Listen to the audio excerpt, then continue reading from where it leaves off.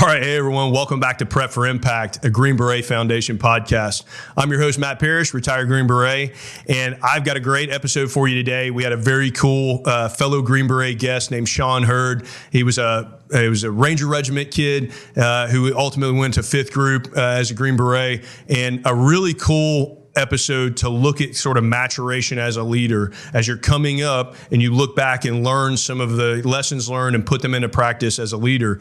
The other reason I wanted to have Sean on is he's taken a little bit of a unique transition journey after he retired. There's well-worn paths back into contracting and government civilian work and all those things. But he chose to go into sales specifically. And then not only was he successful in sales, but now he's joined with others in an opportunity called Shift Group, where they teach and mentor vets into how to become successful salespeople. So taking a lot of the great attributes that people have learned, especially in special operations and special forces career, and using them to be successful as salespeople is a really cool opportunity to kind of talk through some of the comparison and contrast of that. I think you're really going to enjoy it. Sean's a very cool, very fun conversation with him, and I think you're going to get a lot out of it. So I hope you all enjoy this conversation as much as I do. Enjoy this episode of Prep for Impact, a Green Beret Foundation podcast. Oh, boys, look alive. We're coming in hot. All stations. Prep for Impact.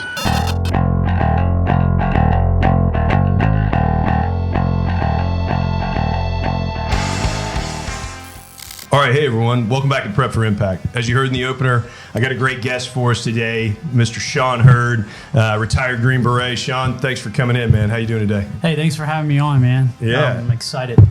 Well, I like to kind of start, just like when I was doing Softcast, I like to start with a little bit of people's background, right? There's a lot of people that'll tune into this. They hear you're a Green Beret, but that's all they really know, right? What's cool, or one of the cool things about you, is you came through like the ultimate sort of good background path to get into SF, right? You went into Ranger Regiment, you had some experience there, and then ultimately went to SFAS and became a Green Beret. What was kind of the spark that made you want to come in, made you want to become a Ranger and then on into Special Forces?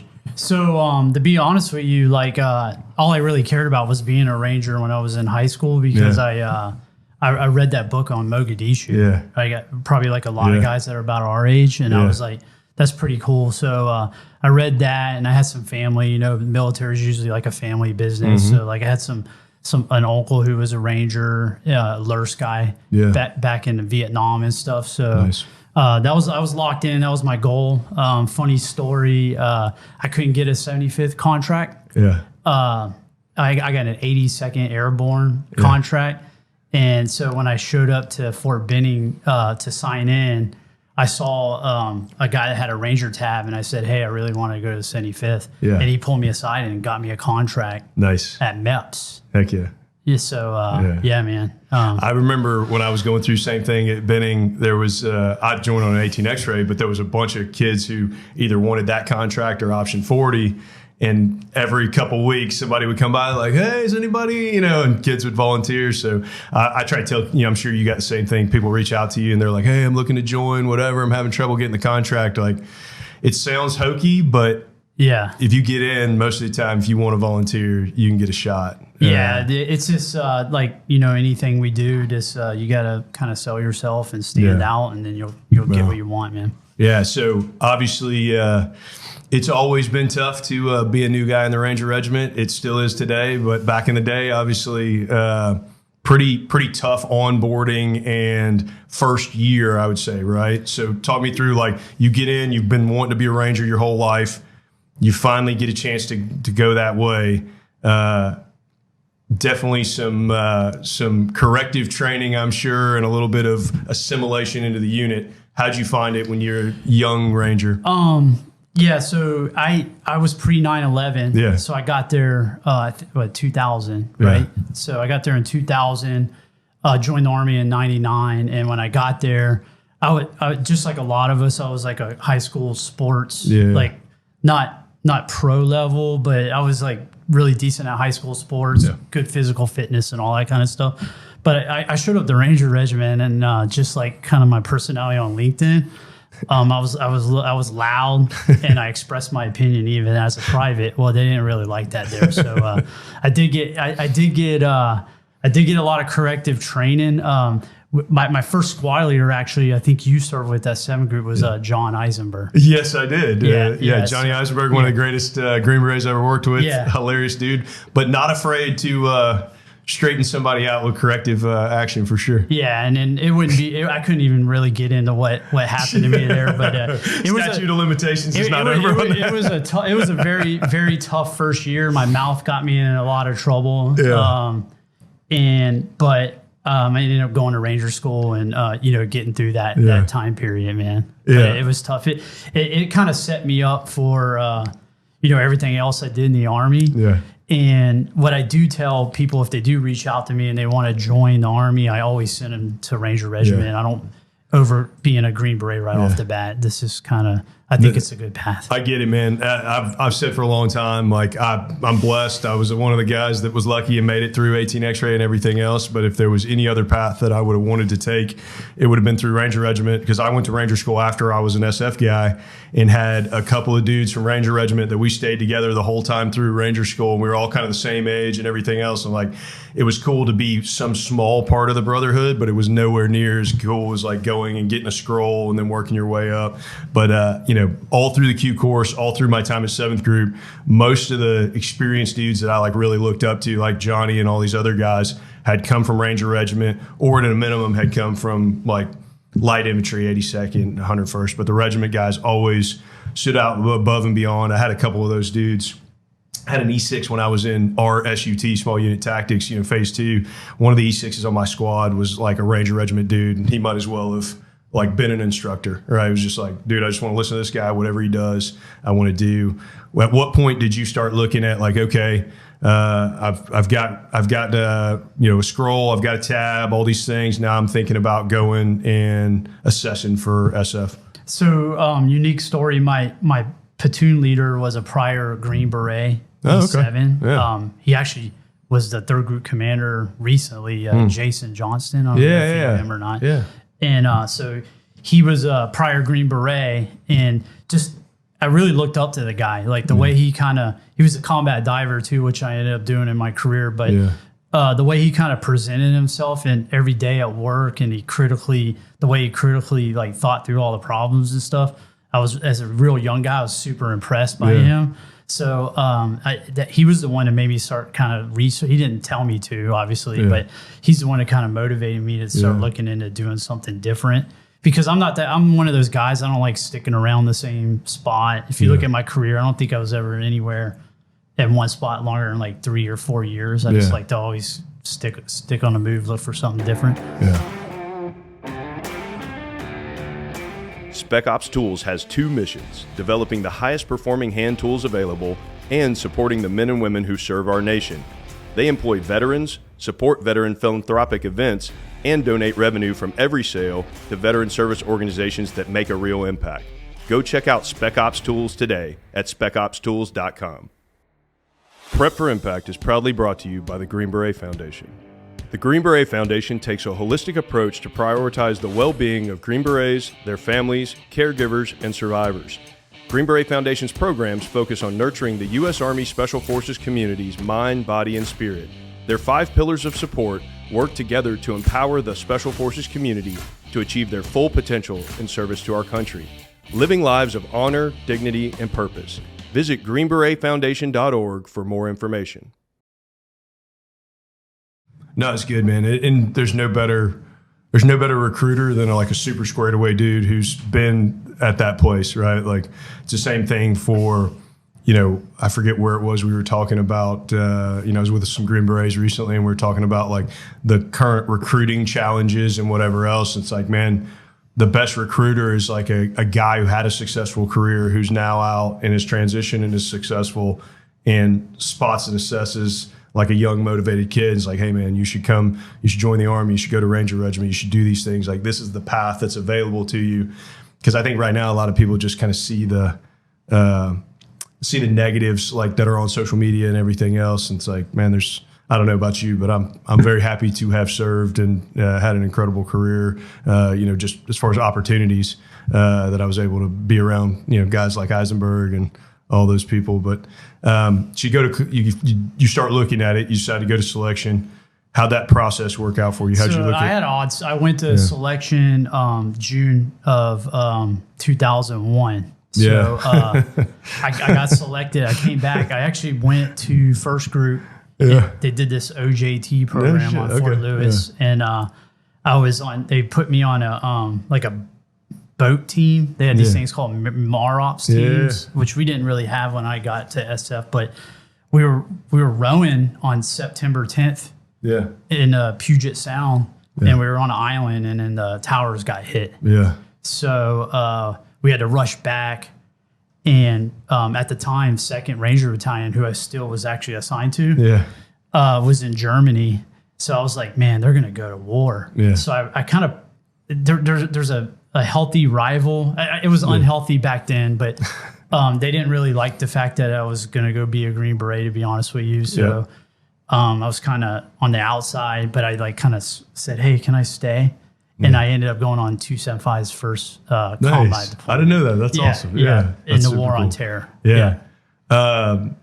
Man, that's interesting because I haven't seen too many of those OJT things. There was an occasional kid when I was in 7th group that would come over, but that's a cool opportunity. That's one of the only places where there's a Ranger battalion and an SF group at the same place. So kind of cool that hey, he's already been selected. Let him go check it out over in first group. And then, obviously nobody knew that all of a sudden September 11th was going to kick off. So you get a chance to go to the Ranger Regiment, you go to combat and then come back. Yeah. So how did you feel having gone to selection? You go back to 275, you get to go to war. How was that first deployment? What was that, 02? 02, yeah. It was right after we got alerted because Robert, the 1st Ranger Battalion, got shot down. Yeah. And we got alerted, and the platoon that was in Kandahar at the time, you should have seen Kandahar. It was tiny. Yeah, it was 200 people. Yeah. They were essentially combat ineffective. They lost a bunch of equipment. I think they had 3 deaths. Mm-hmm. So we literally got alerted and got on a plane, went to Oman, and then infilled into, because they only had 1 platoon there, and we switched out with them right after Roberts Ridge. Mm-hmm. And my very first combat mission was recovering the helicopter that got shot down. Really? Yeah. So they were rotating fire teams out there to sit under a parachute and watch it until the weather cleared up to bring in this big crane helicopter to pull out that Chinook.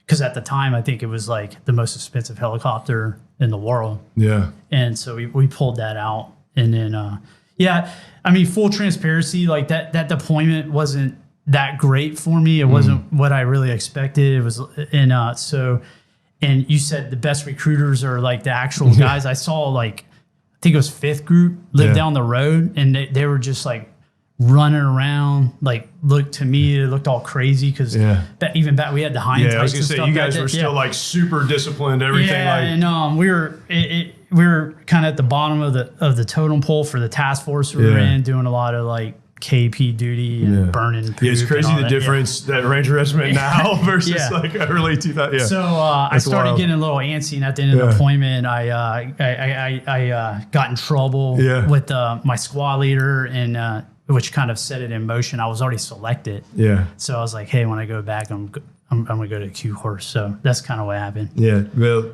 I got the chance to go on a couple of those deployments where we were co-located with Task Force Red and, great dudes. And again, by the middle of the war, they were, being utilized in much different ways as a preeminent raid force and much higher standing in some of those task forces. Yeah. But you always know, you don't want idle hands on any Green Berets sitting around, but you definitely don't want idle hands on a bunch of young Rangers who are, are motivated and, highly trained badasses. But also if they're sitting around without something to do, they're probably going to break some stuff, and they're probably going to get a little antsy and do some stuff that maybe doesn't give them the best chance to have a good standing when they leave there. But so you decided to go to the Q course, right? Yeah, so, I left there as a fire team leader right when I got back, and went to the Q course. So how do you feel? So a lot of guys that at that point, I'm assuming most of the guys that you're in the Q course with do not have combat experience yet, right? So you're coming in and at least you've seen the war, right? That's like 03. No, there was nobody that had Right. like I had a CIB and a combat scroll. Yeah. And everybody's like looking at me crazy because I think I was like 21. Yeah. Like you weren't around for the last time those were given out. And so like the only other guys were like on Fort Bragg were like there was like the third group guys. There were some third group guys that went the beginning stages of Afghanistan. But yeah, man, it was a good experience. But I did, I was glad to move on and try something different. Yeah. And so I went to Q course. I think it was like 03. Yeah. Yeah, 03 time frame. Yeah. I was, you were going through when I was probably probably like a year behind you. At the time, like you said, we all really respected guys who'd come from Ranger Regiment because they had a lot of knowledge, had a lot of experience. You even more so because you had gotten a chance to go to combat. How did you find that prepared you? Like, was it? Did you obviously with small unit tactics? I'd assume felt pretty prepared, pretty squared away on it. But was there anything that really like threw you a curveball when you came into the Q course? You're like, oh, this is not something I was expecting, or this is not something I already kind of had some knowledge in. Was there anything that really like? Which MOS were you too? A Bravo. Yeah.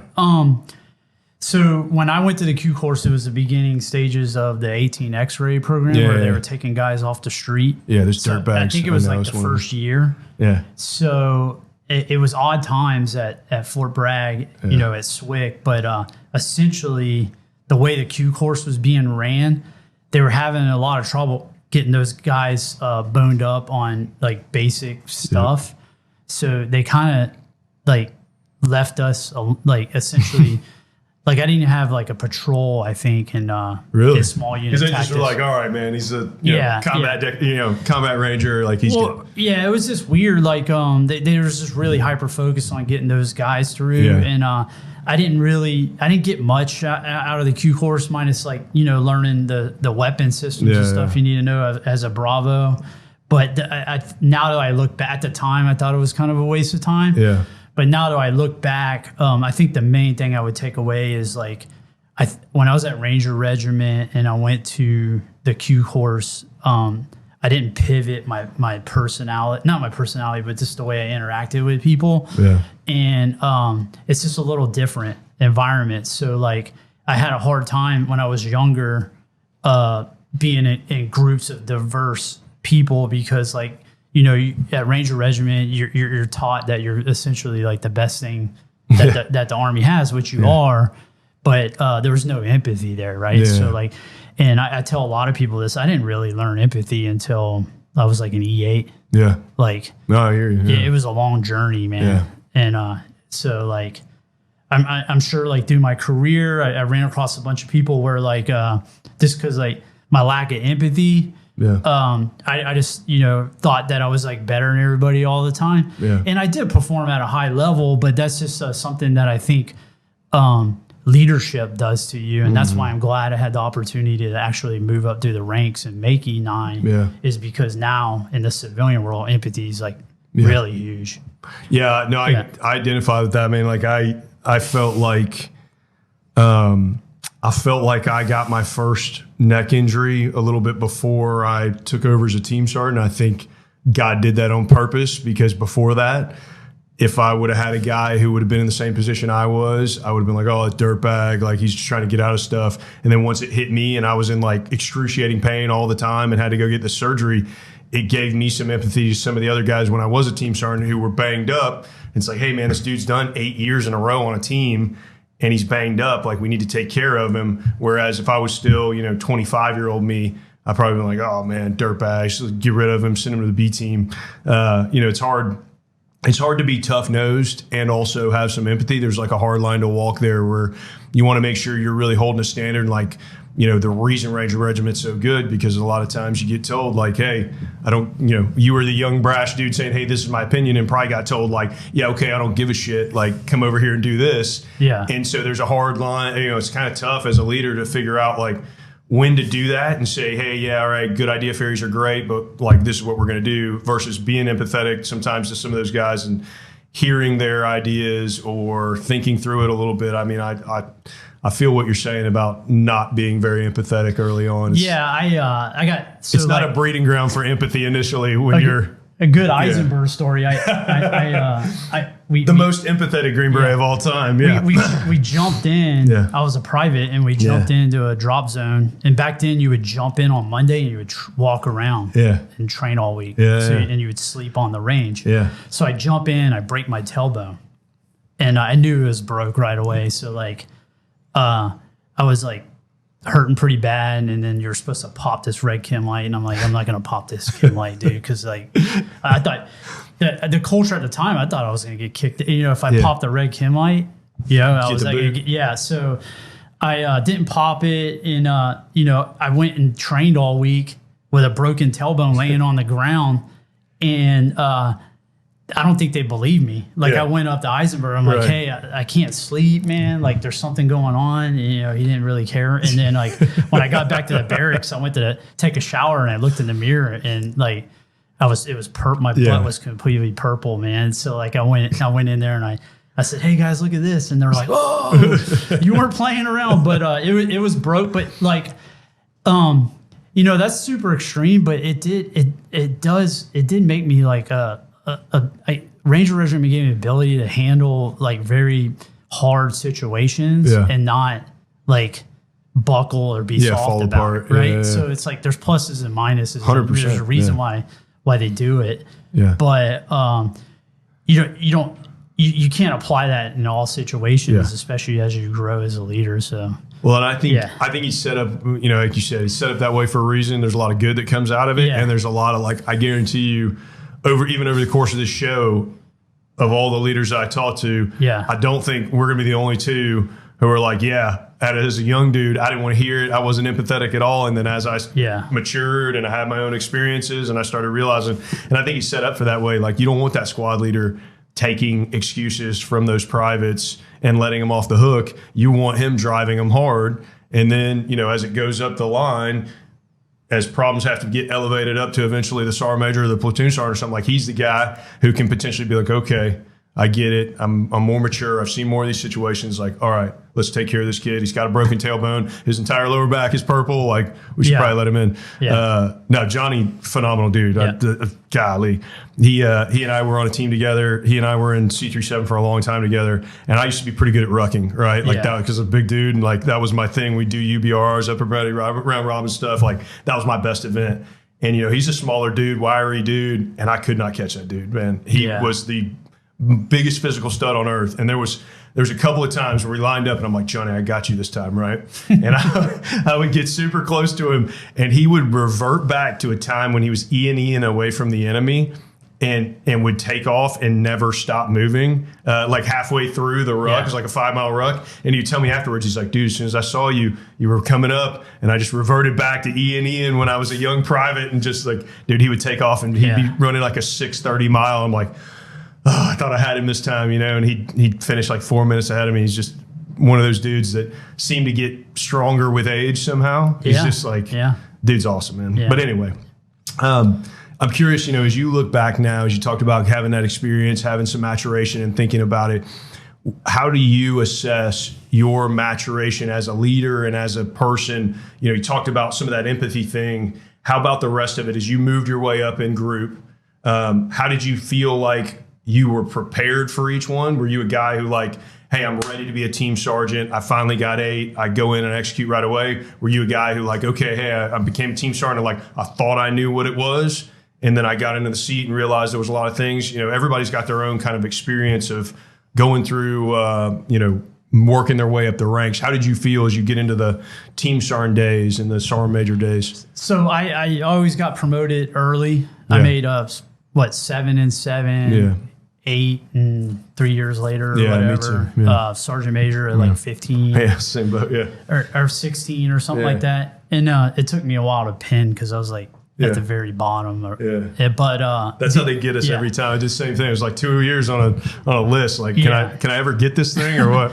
But I would say I was always ready technically and tactically to be in any position. I was always chomping at the bit to get to the next position. Yeah. But I'd say like by the time I got E8, I don't think I was like mature enough on the stuff we're talking about with dealing with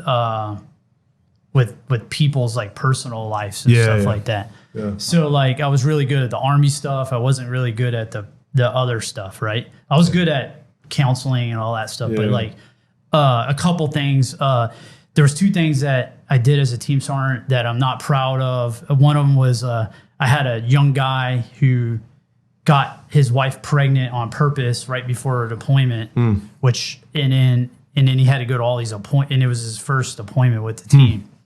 And like in my mind, I'm like, why would you get your wife pregnant? You're about to go to Afghanistan for 8 months. We got all this training to do. And I kind of scolded him for it, man.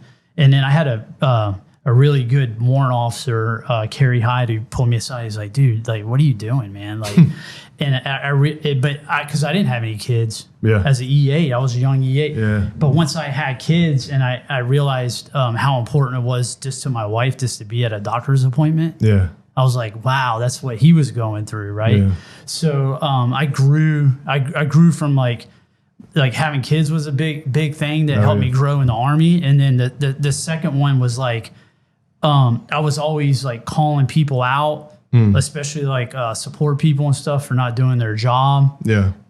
Without understanding like their environment and what they were going through, right? Which when I became a first sergeant at SWIC, I was actually like real friendly to the enablers, right? Yeah. But that was a growth thing. Yeah. But yeah, so I would say I was ready, but there was some stuff that I had some big gaps, and it was a lot of it just dealing with people as a person, empathy, and all that type of stuff. But I think I eventually learned it when I made E9. Yeah.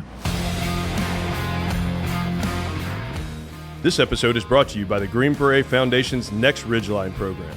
The Green Beret Foundation's Next Ridgeline Transition Support Program ensures that Special Forces soldiers and their families are prepared for all of life's transitions. Transitioning from active duty service to civilian life is one that all soldiers will go through, and this program provides a trusted resource for navigating the VA disability claims process. The GBF is the only SOF nonprofit accredited by the US VA to prepare, file, and appeal VA disability claims and benefits. For more information, visit greenberetfoundation.org/transition support. Most tool companies try to be everything to everyone, but the result is just okay. That is why Spec Ops Tools focuses on 2 main goals: designing and building the best hand tools available, and supporting veterans in every capacity they can. You can have the most elite hand tools while doing good for veterans nationwide with Spec Ops Tools. Check them out today at specopstools.com. No, I mean, I definitely understand, man. I look back on like the early combat rotations that we did, and I had dudes on my team who had kids, and I was either like young, not quite married, or young married and didn't have kids yet during that time. And I thought at the time, like, I understood what they were feeling. It's like, oh, I miss my wife and whatever. And then like once I had kids, it was like, holy cow, like just completely different. Like I did not have a proper amount of respect for some of those dudes who were there. We were there for 9 months or whatever. And back in the day when like there was not FaceTime and maybe you got a Skype call, but it was like terrible and you could kind of see. And I was like, man, I can't imagine now like not being able to see my kids at all. So my first 5th group deployment to Iraq in 2004. Yeah. I called all we had was Iridium cell phones, and there was no video chat. That super long delay when you're sitting there calling. And, so like I called my wife twice in 6 months. Wow. And like, be honest, she almost left me because we didn't have kids or anything, and we were young, but because she got word from the older guys that were like calling all the time. Yeah. But I didn't think there was a couple things going on. Like I was like, hey, this is my first appointment. I want to prove myself. Actually, I was getting, we were a pretty dangerous deployment, and I got hit a bunch of IEDs and stuff. But where was that? All right. Scandaria. My team sergeant was Scott Neal. You know, Scotty Neal. He's not the owner. Is he the owner? Yeah, one of them, I think. He's like Horse the CEO Soldier. of the Horse Soldier. Yeah, he was one of the dudes from 595. No, he was. We were in 815. No, I'm saying he was. I think he was 595 when they did the Horse Soldier thing. Isn't that why he started it, or was he not on that? No, he was. I thought he was on that team. 815 went with those guys to Afghanistan. Gotcha. But yeah, so that was my first deployment, and then after, so like. That was kind of like the bad mindset I had. Yeah. I was like, hey, I'm over here. I need to stay alive, keep all my buddy. I got all these responsibility. Like, it's tough, man. It's tough not to do that when you're like, hey, man, I just want to, like, I'm at war. I just want, like, and it's hard to balance two lives and like maintain this other one on the back burner. But it's tough, but when you become a leader and then the guys want to call their wives all the time, you don't understand. Yeah. You're like, I didn't do that. Yeah, but it's just whatever. It's just a learning experience. Yeah. When you look back at all the different teams, like we always talk about in SF, how incredible the ODA is, the 12-man team. You have good ones, you have bad ones. When you look back at the different teams you were on, who's your favorite team and why? I had a kind of odd SF career. I was in. I went straight to they call it the SIF at the time, and we more operated in like a 3-team troop. Yep. So it was more like the teams didn't really matter. Yeah. But that the time like 07 time frame, we got the opportunity to do some like unilateral stuff for JSOC or whatnot, and it was that was probably my best.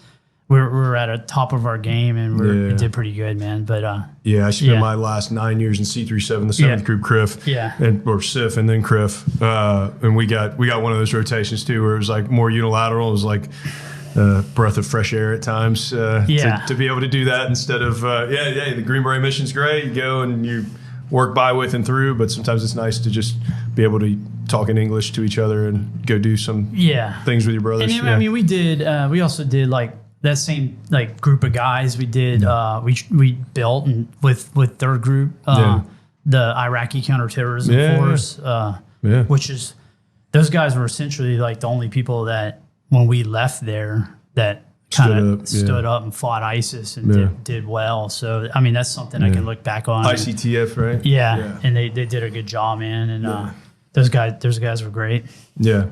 When you look back and you think about even in the troop concept, when you think about like the guys that when I pop a question of like, who's the best teammate you ever worked with, right? Don't have to say his name, but when that guy pops in your mind, what are the 3 things that you look at and you're like, that's why I think he's the best teammate? The best teammate I ever had, I'll say his name. He's about to he's going to be the 5th Group Sergeant Major in a couple months, Travis Esterby. Yeah. And the reason why is because we actually went to the Q course together and stuff, but we'd hold each other accountable. Yeah. So like there was no, and we talk about this a lot in my current job, but like there was no holding back if we were, you go through phases when you're a Green Beret. Yeah. Sometimes you I don't know about you, but guys like get lazy and so if I was getting lazy or out of shape or whatever because of life, he was the guy that like just be honest with me and call me out. And like I trusted him in combat and all that kind of stuff. And then another one would be that warrant officer I was talking about when I was a team sergeant. Kerry Hyde's his name is he's just super squared away and probably one of the guys that taught me the most about leadership at an organizational level. So no, it's awesome. I told you earlier I was talking to Ryan Jensen for another episode, and he was talking about the same thing on the pro football side of like needing, especially as a young dude coming into the NFL, needing 2 or 3 other dudes that will be honest with you and give you that sharp criticism respectfully, like man to man, but not to just have, especially as you're working up. So it's so true for us as Green Berets. Like you may be working really hard on this one skill and you might have left some other things like to kind of atrophy, and like somebody coming up to you that you respect and be like, hey bro, Like you need to fix this, or you need to do that.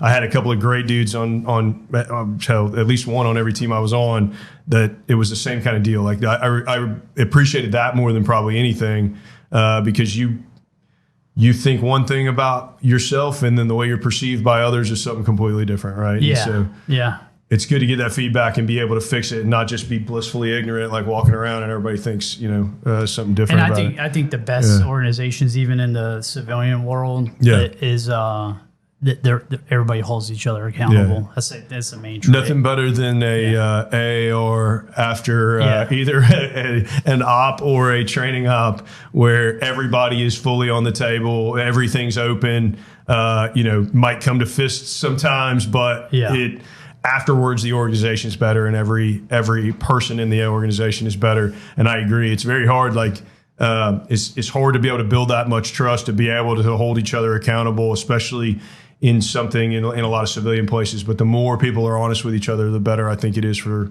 them and the organization. So let's get to, because like one of the main things I want to talk with you about is your transition into sales, and now some of the things you're doing with Shift Group to help others transition into sales. As you were in charge of a task force, you come off of that, you go to JSAL. As you're thinking about, okay, I'm coming up on my transition, I may transition, I may retire, I may not, whatever it is. Was sales something like, how did that pop in your mind? What made you sort of think, okay, hey, this might be something? Because a lot of guys come out and sales is like a dirty word. Yeah. And it's like, oh, I don't want to be a used car salesman. And I remember one of the first transition things I did, I was talking to some business mentor, and I was like, I don't know, I might do something with sales. And he was like, I've never in 2 years heard anybody say that. And I was like, well, I mean, we're always selling ourselves. It's all like, we're either selling ideas or whatever else. Like, I don't think that's a negative. And he's like, no, I get it. But he's like, I've never had a vet or a service member, even remotely, every time I bring it up, they like smack it out of my hand kind of thing. And so what made you go against that and say, hey, this is a career I can use my skills? So when I got down here, it was, when I left Fit Group, I'm a native Floridian. Yeah. I went to high school in the Keys. Yeah, nice. And, I strategically got myself back down to Tampa. Yeah. So I knew I was going to retire before I even PCS down here. So when I got down here, I working for US SOCOM, which we both did. Yeah. I knew right away, I was like, I don't want to be a government employee. Yeah. Because it's a huge bureaucracy, and nothing against it. It's just that's just not what I wanted to do. And so I knew that was good that I got to see that, because I'm like, I don't want to do that. Yeah. Because I think a lot of our co-workers and fire buddies, they retire and they just like go jump over. It's an easy answer. Yeah. And nothing against it, man. We need we need good dudes as GS civilians and contractors. When I first got to SOCOM, I was like, okay. Like, cause that's just like a well-worn pathway. I was like, oh yeah, when I retire, maybe I'll do that. And the longer I worked in the building, the more I was like, I don't want that red tape. Yeah. Like, I want to go do something else, like at least for a little while. Like, so and the second thing is like at the time it was the resurgence of SODIF and Honor Foundation, right? Yeah. And so both of those were pushing NCOs to everybody, in my opinion, looked the same. It was like, especially all us E9s. Yeah. And it seemed to me like they were pushing everybody towards like project management, PMP, getting all that kind of stuff, right? And I was like, well, in my mind, I was like, man, I've been a leader for the past like 10 years at a minimum. Yeah. I haven't been an individual contributor since I was like an E6. So like, I don't want to get into project management and lead teams on projects and stuff. Cause if I'm going to do that, I might as well just stay in the Army. Cause that's what a senior NCO does. So then I started kind of doing my little exploration on my own. I didn't join any of those transition groups. Yeah. And then, a couple of my like high school buddies, I still fish with a lot of them, here and on, over my 20 years. The guys that are like millionaires were in sales. Yeah. Like out of all my buddies, the most successful guys like sold stuff. Right. So I asked them about sales and they're like, man, you'd be perfect. Right. Yeah. So I just got it in my head. That's what I wanted to do. I didn't know anything about it. So I started researching on LinkedIn. I ran across like software sales. It's called SaaS. Yeah. And I was like, wow, man, these people are like sitting at their house making $100,000, Yeah. you know, on Zoom and stuff. So like, I just like, that sounds like, you know, I can be home with my kids and all that stuff. So I got into that. That's a whole, and there was, we could talk about shift group later, but there's a lot of issues. It took me like 40 interviews to just get a $40,000 base pay job and to be a entry level salesperson called a sales development rep. Yeah. But so I finally got one, and once I got my foot in the door, I just started crushing everybody, like just using, you know, our attributes that just made us effort successful. And effort, and to be able to pivot and talk to people and your Green Beret skills. Well, there's so much negotiation as a Green Beret, like whether it's to your own unit to let you do something, or whether it's to a host nation to, you know, to get approval or get support. Like, I think a lot of people don't realize the amount of like, there are some soft careers where you get handed a mission package and then you just go execute that package. And Green Berets, by and large, get like, here's a problem. Like, help us figure out how to fix this. And so it lends itself much more to like strategic thinking and negotiation and all these things that go along, or I should say, are well used afterwards, right? Like, you've honed a lot of those muscles. It looks maybe a little different. It sounds a little bit different, but there's a lot of similarities. How'd you find, you know, SaaS is a really popular career field. People trying to get into software as a service, trying to sell that because there is like this pot of gold, and it seems like, oh yeah, if I just book some demos and I get some people on this stuff, I can sit at home, make a ton of money. But we talk about all the great things that we can do or we have done in our career, but it's hard to show that value proposition to somebody who's only looking at like 40 SaaS resumes. And then there's this one for this like Ranger Green Beret dude over here who's never done that specific type of sales. How did you finally break through? What did you end up doing since you weren't, very successful at the beginning? I stopped.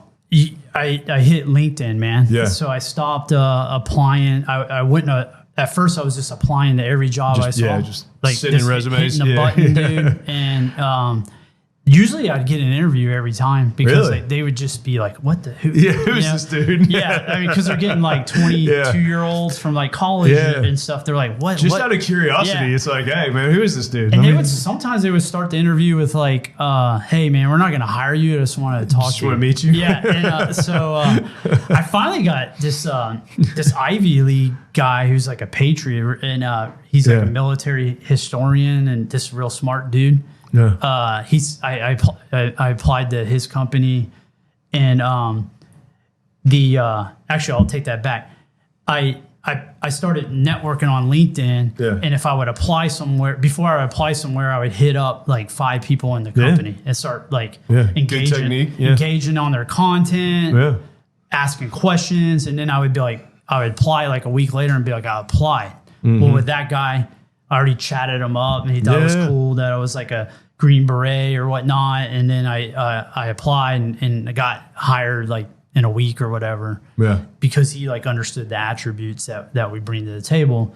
And then after that, it was weird. After I got my foot in the door and I was like an SDR for a month, every company wanted to hire me. Because then you had that one foothold in that showed like, okay, he's got some experience. He at least could not get run out the building within the first week. To be honest with you, it's really stupid. It's not like, because every company is different, every experience is different, and you can't apply what you did at one company to another company. But once I was like an SDR, it was during COVID and the hiring boom and a lot of money. They were just like, I was getting hundreds of requests a week to interview for SDR positions. But it's like the dating scene when you're a kid, when you're a young dude and you're getting no play, all of a sudden you got a girlfriend and everybody giving you time of day. You're like, where'd this come from? So I did really well for 8 months as an SDR, and a Green Beret colonel named Mark Davis reached out to me, and he's like, hey, there ain't a lot of Green Berets in sales, man. Like, I work for this company called Ban Air. You want to come over?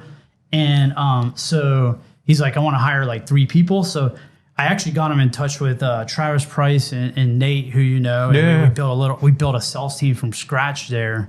Yeah. And I was almost like my first year, I was pushing like $2 million in sales, and I had some pretty good commission checks. Yeah. But I didn't want to travel anymore, so I did two things. I took the commission checks and I started a business here in Tampa where I rent dumpsters to roofers. And then I started with Shift Group, which is an organization that was taking athletes right out of college and professional athletes and helping them get entry-level sales jobs.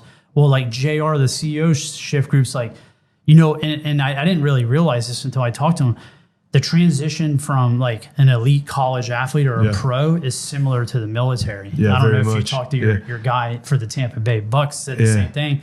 But they went 20 years from like 5 years old up to 24, like trying to master a sport at a high level, and then it's just over. This episode is brought to you by the 1952 Society. Your support is crucial to the Green Beret Foundation's efforts to improve the U.S. Army Special Forces community. In joining the 1952 Society, you are directly impacting Green Berets, their families, survivors, and caregivers with supplemented support not covered by the U.S. DoD or the Department of the VA. Through a monthly recurring donation, you can help the Foundation meet the increasing needs of the regiment. Take the first step and join the 1952 Society today at greenberetfoundation.org/society. This episode is brought to you by Andy's Fund.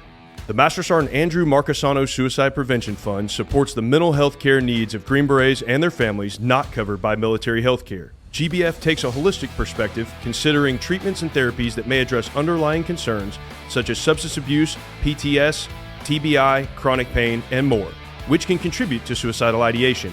The Green Beret Foundation aims to ensure every Green Beret and their family receives the necessary treatment and care, leaving no one behind.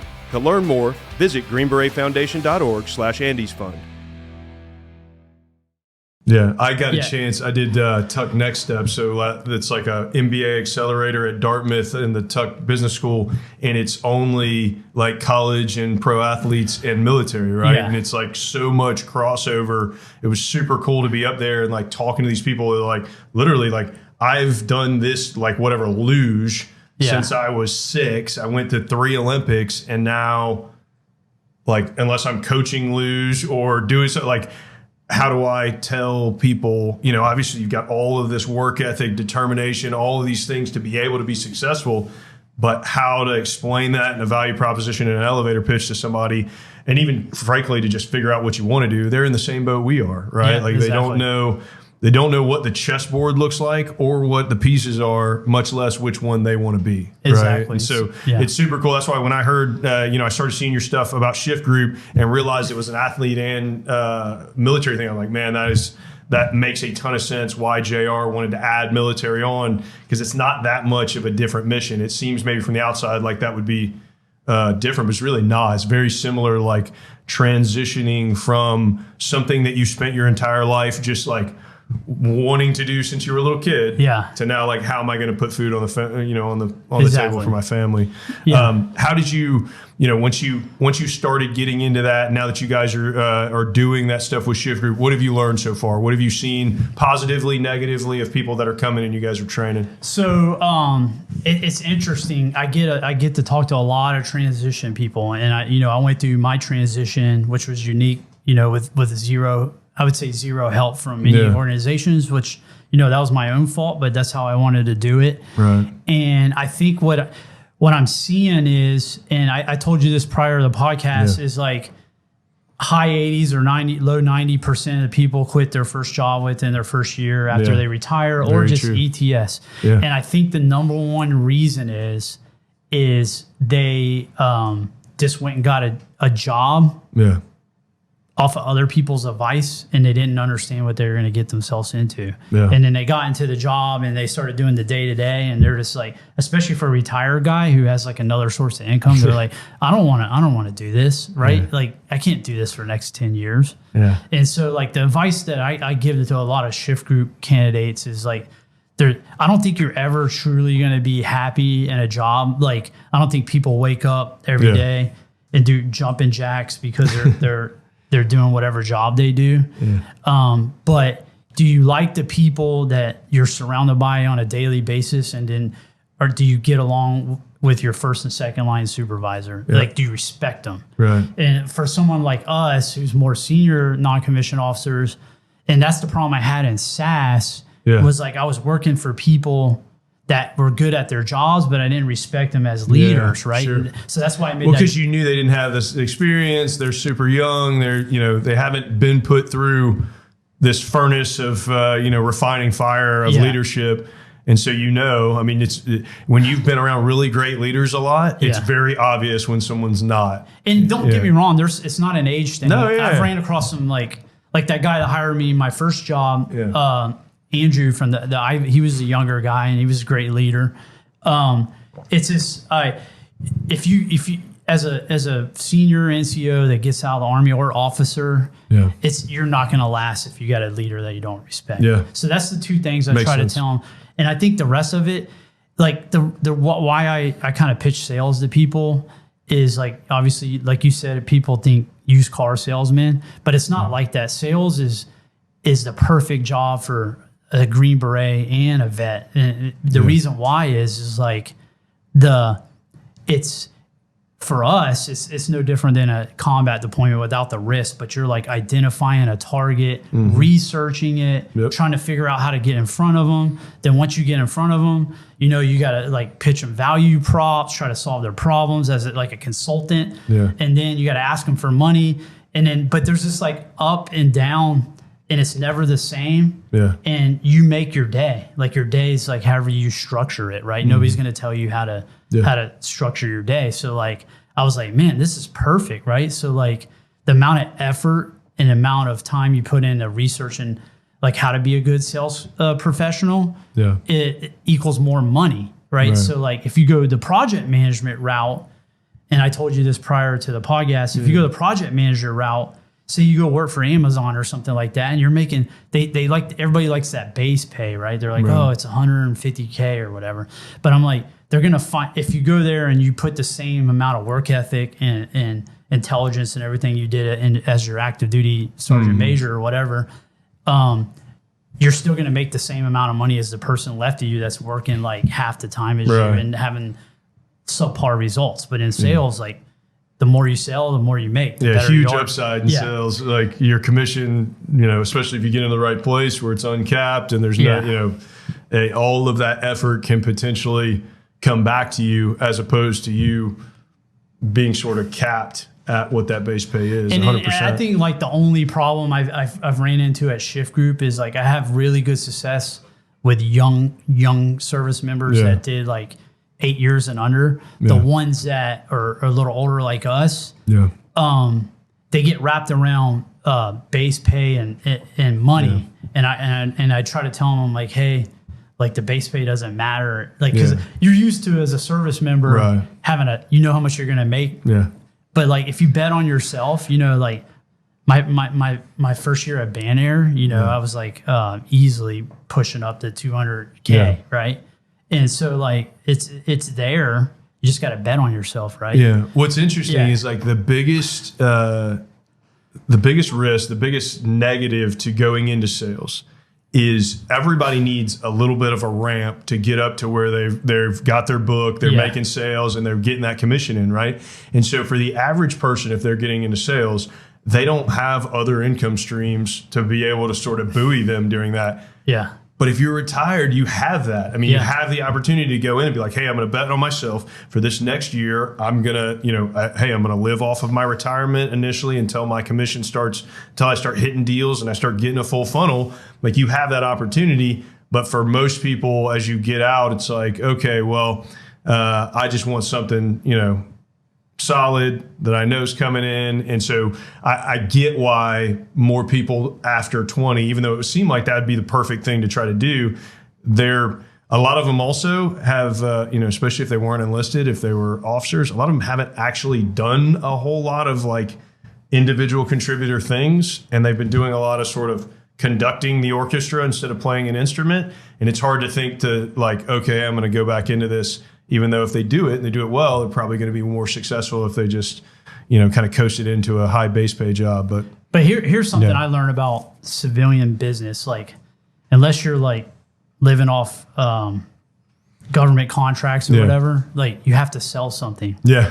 So people aren't just giving you money every year like the federal act. No, so you have to sell something. That's what businesses do, right? So like that being said, like it's almost a recession-proof job, right? And if you're good, not if you're not good, but if you're good, like even in a bad economy, that's, you got to sell, like that's more important than anything. Throttle into it. Yeah. But that's kind of why I got into sales, man. Yeah, no, I get it. I had this conversation, like I said earlier, where I had a bunch of these mentorship conversations where I talked about it, but then I actually ended up like not really going into sales and sort of finding my way into it from the other side, right? I joined an organization where I was just sort of going to be the CEO's number two, his right-hand guy, to kind of help him, be an extension of him going across sales, ops, and HR finance.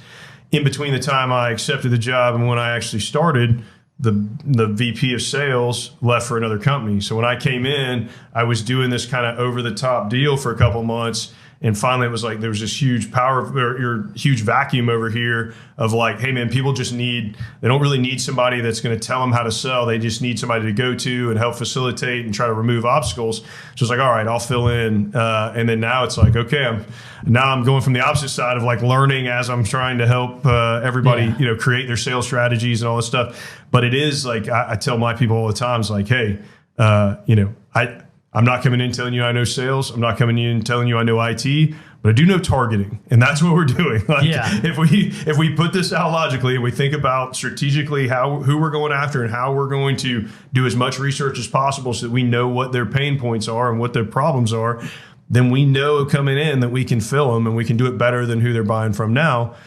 That's targeting. It's targeting a little differently than we were doing over there, but it's very similar when you start looking at how you're connecting dots to different people and who works where and what that company does and all that stuff. So it's been really interesting for me because it wasn't, I for a while thought I might just do straight sales, and then I kind of went away from it and ended up over here and still ended up with a bunch of sales stuff, which is good. I wanted something. I think you were in the same boat where sometimes you get towards the end of your career and you want something non-military for a while and like go solve somebody else's problems for a while and not just get into the same military, like, okay, it's September, we got to spend this money because we're not going to have it in October, like all the same things that you've been dealing with. So, but no, man, I think it's super interesting that you fought through it, were successful, and then found a way now to give back to people so that they don't have to be in the same boat. Like, I'm an advocate for the Honor Foundation. I went through it. I think they're getting better and better at not kind of pushing people into PMP or whatever, having it be more of like a choose your own adventure. And as there's more and more mentors that have come through the program or have mentored people, I think it broadens out the opportunity to be, able to walk in and say, hey, I want to learn sales. Like, cool. Hey, we got Sean. You start, you're going to have Sean as your mentor and you can go in that direction. So I'm a huge advocate of that. But for you having been able to make it through without it, and now to hook up with JR and do this with Shift Group, I think is really interesting. And so I wanted to give an opportunity for people to hopefully maybe you're listening to this, you're not anywhere near transition. All I would say, and you probably concur, is like, don't shut the door on sales just because you think it's some kind of used car salesman thing. Like, there's a lot of skills that you probably have that you've been using that will make you successful. And what I tell our salespeople is like, there's a difference if I'm like a telemarketer who's calling you and asking you to pull your own personal wallet out and like buy something from me, versus B2B sales where it's like, hey, you are already buying this from someone. Let me earn your business. Let me show you that we've got a better product at a better price, at a better quality, et cetera. And to me, it takes some of that kind of bad taste out of your mouth that maybe you have when you initially think of sales. So tell people how to get in touch with you, with Shift Group, who exactly you're looking for, what they should expect, all those things. Yeah. So like you said, like Shift Group's we're an organization that helps athletes and military vets. Number one, we train them they do a little career exploration and we train them on sales. And then we take we put them in this portal called Shift Connect, and we partner with 100 and something companies, and they hire, the people from Shift Group, and that's how we get paid. We get paid by the company. So like everything's free. Yeah. And I would say we got an 80% attrition rate, not because it's hard or anything, but the very first module is like, hey, this is sales. This is like what you're going to be doing, all this kind of stuff. Is this for you? Yeah. And you'll Sometimes find out. That's better. Yeah. Find out quick. Yeah. And then a lot of them are like, nah, man, I don't want to, I don't want to make 200 calls a day. Yeah. Right. Yeah. So like, that's where it comes from. And then, so we train you, and then, you get a job with one of our partners, and we have some very specific criteria on who we partner with. So none of these companies are like scumbag, 100% commission, like any type of Ponzi scheme. These are like real deal companies that you have an opportunity to make hundreds of thousands of dollars. And then, so we do that. And the way to get a hold of us is just go to shiftgroup.io. All our information is on there. You just go up there, or you can hit me up on LinkedIn. Like the power of LinkedIn is something that I think a lot of vets underutilize because of we're used to not talking in the public and OPSEC and all that stuff. But once you start transitioning, man, you need to get on LinkedIn and don't ask people for favors. Just connect with people and ask questions, and that's the best way to do it. And the people want to help you out there. So like, but don't ask anybody for anything. That's the key.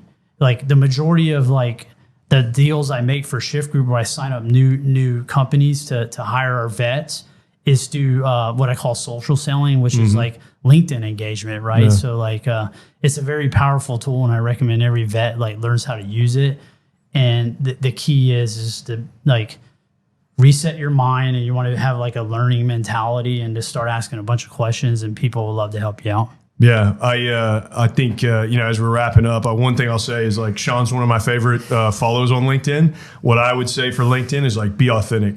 Don't go on there and try to be somebody else. Like what I like about what you put out there is like it's very much you, right? It's like you're not trying to do it in the mold of someone else so that you get engagement or whatever. It's like, no, this is Sean, like unfiltered at times, like, hey, I hate this part of this industry. And it's like, hey, I'm not saying that because I want some sort of engagement algorithm. It's like, no, I want to have this conversation. And, LinkedIn's a huge way to be able to promote yourself, or at least put your best foot forward and have people get a feel of who you are if you're authentic about it. But hey, man, I appreciate you coming in. I appreciate you walking us through some of your stuff, leadership lessons learned, things like that, and really interesting in the transition space. We're doing this podcast on behalf of the Green Beret Foundation. They talk a lot about transition. They partner with different people on the next Ridgeline thing, but transition is something that we'll talk about in a whole bunch of different episodes in different ways. But I always like to kind of shine a light on unique things that I don't think are